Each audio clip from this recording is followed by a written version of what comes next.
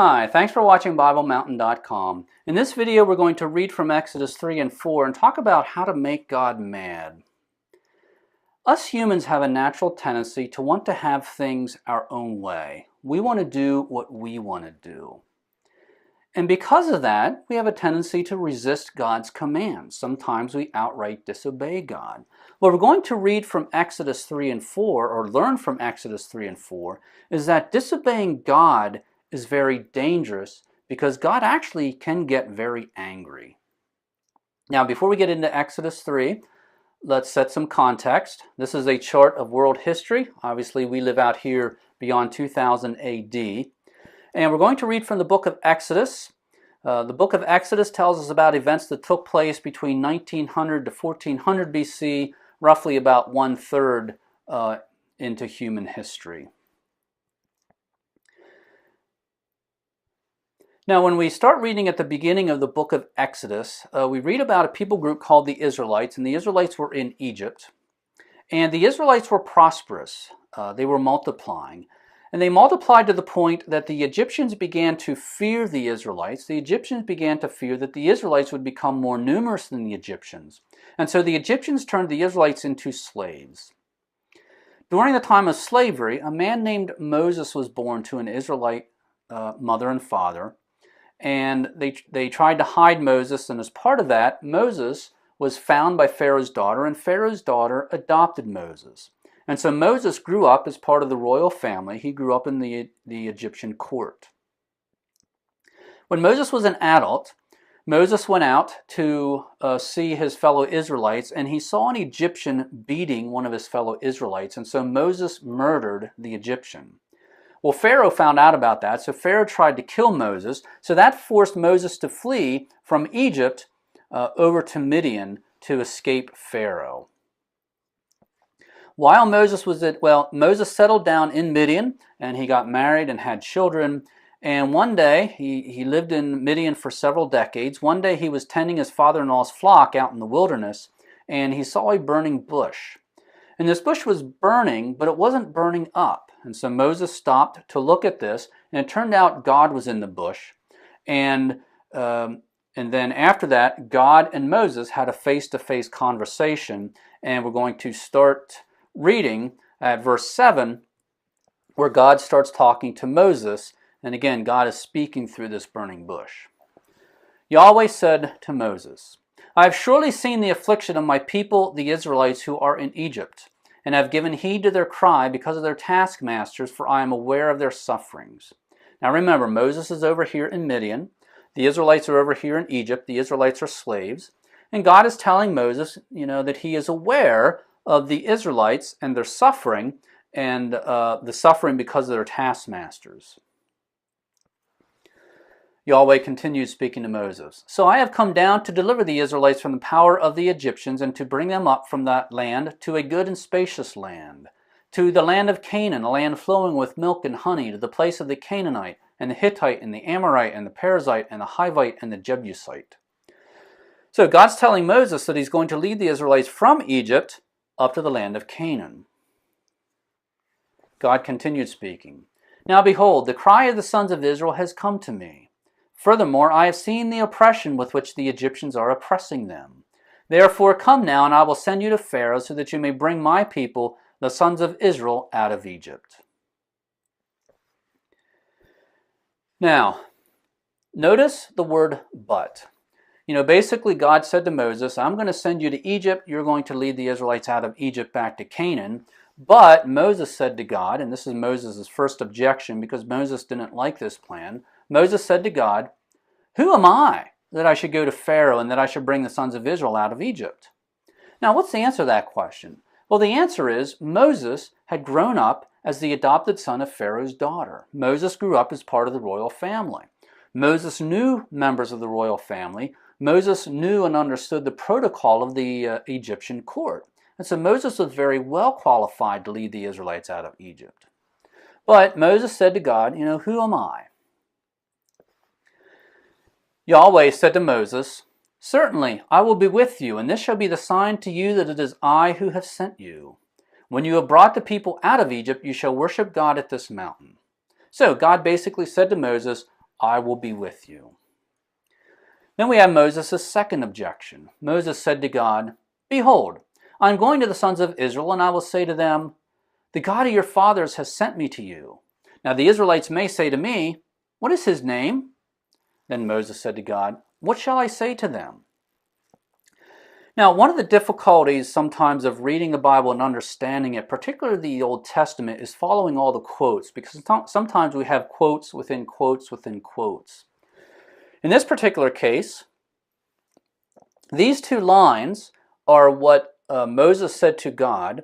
These two lines is Moses' quotation to God of what he was going to say to the Israelites. This is what Moses said to God.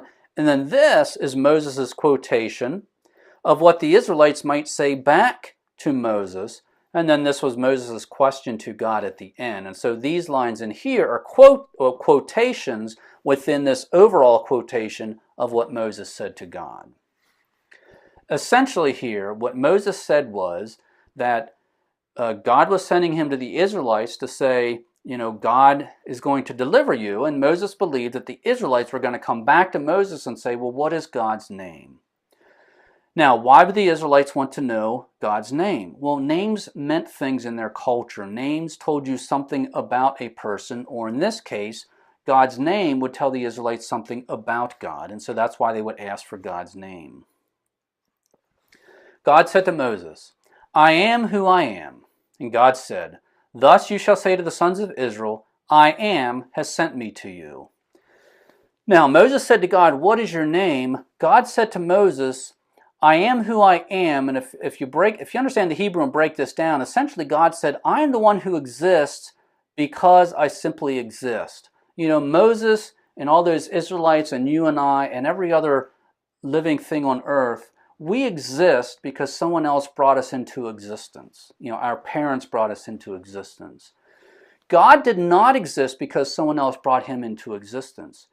God was not brought into existence by someone or something else. God has no beginning. And that differentiates God from you and I, and it differentiates God from every other living thing on earth, and really any other, and differentiates God from everything that's on earth. And so that was God's response to Moses. I exist simply because I exist. And then down here, God identified himself as I am. And this is the first person singular version of God's name, which is Yahweh. God furthermore said to Moses, Thus you shall say to the sons of Israel, Yahweh, the God of your fathers, the God of Abraham, the God of Isaac, and the God of Jacob has sent me to you. Yahweh is my name forever, and this is my memorial name to all generations. Notice the use of Yahweh here. And this was God's personal name. Yahweh meant he continually exists. And the reason that name was used of God was to capture the truth that God was not brought into existence by anyone or anything else, but that God has no beginning. God exists simply because he exists. And we see the phrase memorial name down here. Yahweh is the most sacred name of God. Verse 16. This is God speaking to Moses. Go and gather the elders of Israel together and say to them, Yahweh, the God of your fathers, the God of Abraham, Isaac, and Jacob, has appeared to Moses, saying, I am indeed concerned about you, Israelites, and what has been done to you in Egypt. Now again, notice the quote. This is a quote within a quote. This is what God was telling Moses. And then God said to Moses, well, go to the Israelites and say this. And what Moses was supposed to do is go to the Israelites and say, well, hey, Israelites, God said this to you. So again, it's a quote within a quote within a quote. And again, this is the message from Yahweh to the Israelites. So I said, I will bring you Israelites up out of the affliction of Egypt to the land of the Canaanite, and the Hittite, and the Amorite, and the Perizzite, and the Hivite, and the Jebusite, to a land flowing with milk and honey. And then this is God speaking to Moses. The Israelites will pay heed to what you say, and you with the elders of Israel will come to the king of Egypt, and you will say to the king, and then this is a quote that Moses and the elders are supposed to say to Pharaoh, Yahweh, the God of the Hebrews, has met with us. So now please let us go a 3 days' journey into the wilderness, that we may sacrifice to Yahweh our God. And then this is God speaking to Moses. But I know that the king of Egypt will not permit you to go except under compulsion. Notice the word compulsion. And as we read further in the book of Exodus, we see that this came true, that Pharaoh did not let the Israelites go, and God had to compel Pharaoh to let the Israelites go. And this is Yahweh speaking to Moses. So I will stretch out my hand and strike Egypt with all my miracles, which I shall do in the midst of it, and after that the king of Egypt will let you go. And again, we read about this later in Exodus. The miracles are what we often call the plagues, the 10 plagues that God brought on the Egyptians. And Yahweh said, I will grant the Israelites favor in the sight of the Egyptians, and it shall be that when the Israelites go, or leave Egypt, you will not go empty-handed. But every Israelite woman shall ask of her Egyptian neighbor and the woman who lives in her house. You shall ask for articles of silver and articles of gold and clothing. And you Israelites will put the gold and silver on your sons and daughters. Thus you will plunder the Egyptians. And again, as we read further in the book of Exodus, we see that this did indeed come true, that the Israelites did plunder the Egyptians as they left. Now, that's the end of God's response to Moses' second objection. And in the next verse, we look at Moses' third objection. Then Moses said, what if the Israelites will not believe me or listen to what I say? For they might say, Yahweh has not appeared to you. So here, Moses' basic question is, well, what if the Israelites don't believe me? Yahweh said to Moses, what is that in your hand? Moses said, a staff. Yahweh said, throw it on the ground. So Moses threw it on the ground, and it became a serpent, and Moses fled from it. Then Yahweh said to Moses, stretch out your hand and grasp it by the tail. So Moses stretched out his hand and caught it, and it became a staff in his hand. Now, if you know anything about snakes, you know that you don't grab a snake by a tail because it can bend itself around and grasp your hand that is grabbing its tail. But God told Moses to grab it by the tail, and it turned into a staff. And again, that was a little miracle that Moses was going to use to prove to the Israelites that God had actually sent him.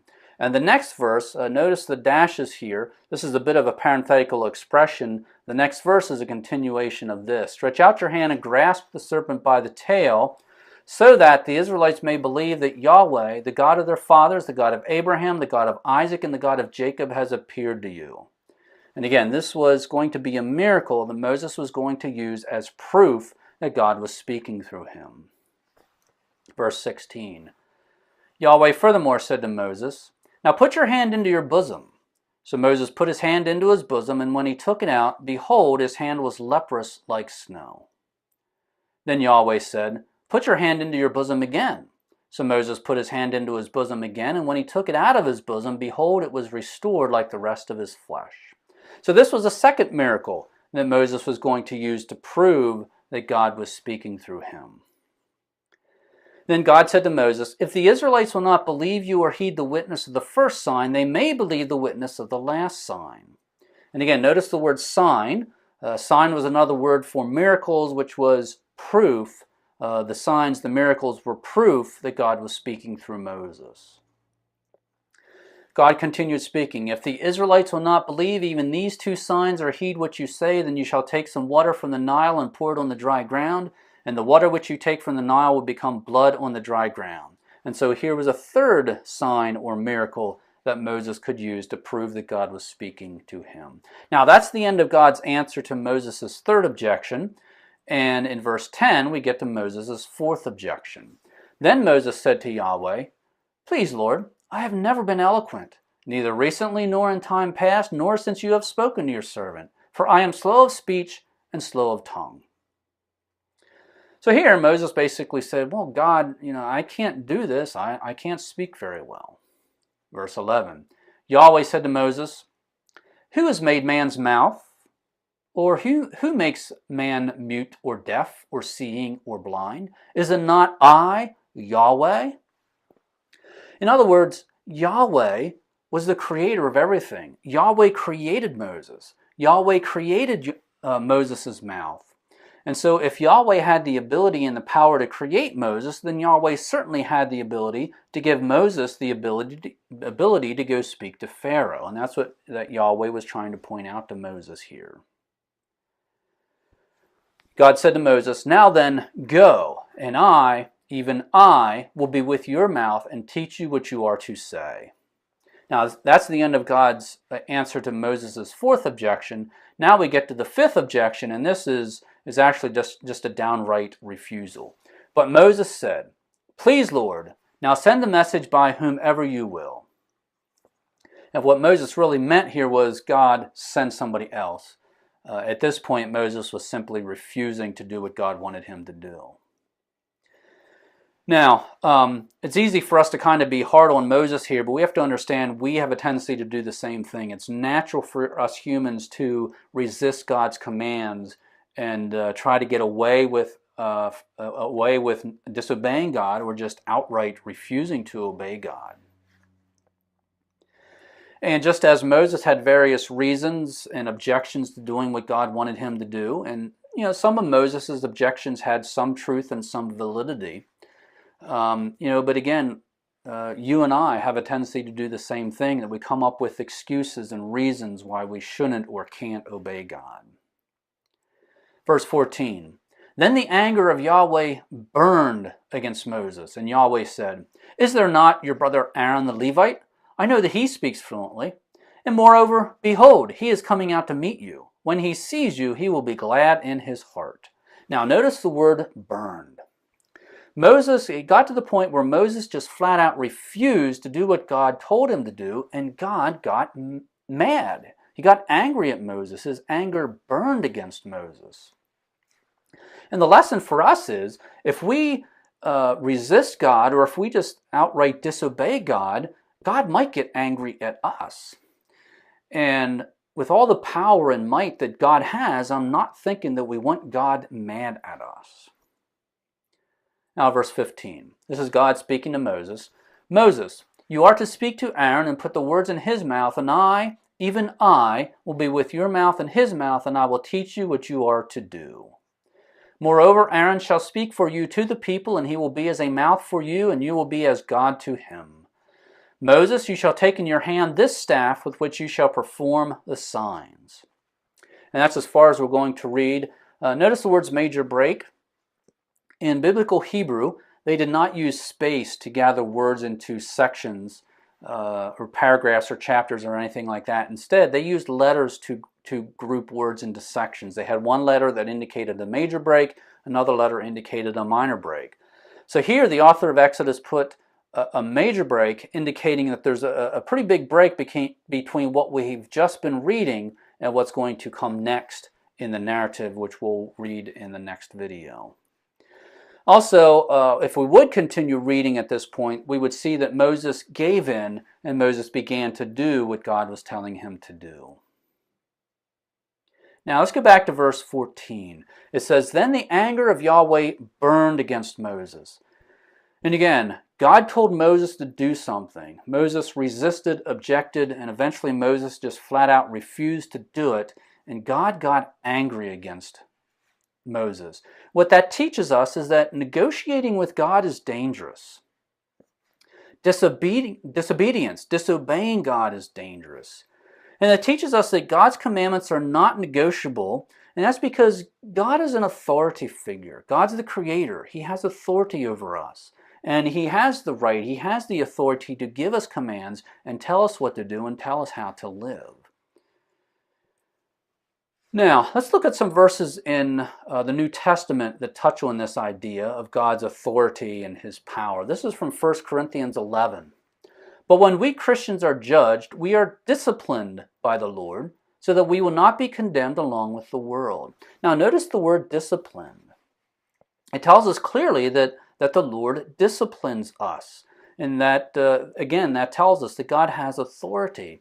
And it tells us that it might be dangerous to disobey God, because if we disobey God or resist God, he may discipline us. And discipline is not pleasant.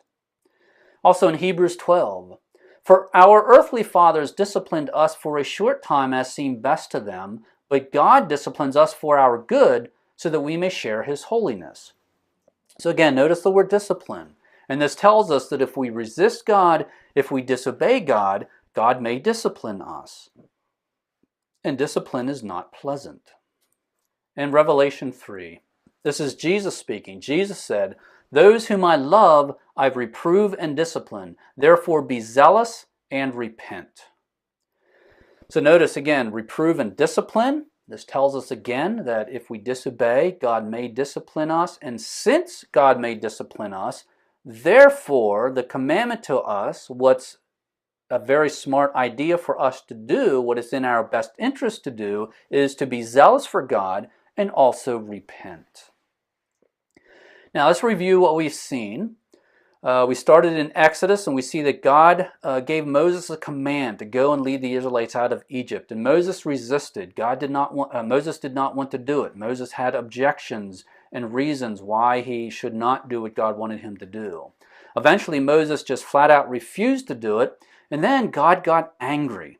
And God got angry because God is an authority figure. God has authority over us. God had authority over Moses, and likewise, God has authority over us. God has given us commands. We have the Bible, which has many commands from God that we are supposed to obey. And unlike a common misconception in our culture, God is not some snuggly, cuddly pushover that we can just negotiate commands or disobey without consequence. God's commands are not negotiable. God is an authority figure, and because of that, we need to give God the fear, the respect, and the obedience that He deserves as the Creator. Thanks for watching BibleMountain.com. Bible Mountain exists to develop biblically literate Christians because the Bible is from God, and each one of us is accountable to God for knowing and following the Bible. It is in our best interest to learn as much about the Bible as we possibly can. If you'd like to increase your biblical literacy and be a biblically literate Christian, please join my email list so you can receive future videos via email for free. There are links on this video screen to take you to a sign-up page, or you can go to BibleMountain.com and click on follow. This is a free subscription, and your email address will not be sold nor given away. Also, please use the share buttons on your webpage to like this video and share it with your friends. And once again, thank you for watching BibleMountain.com.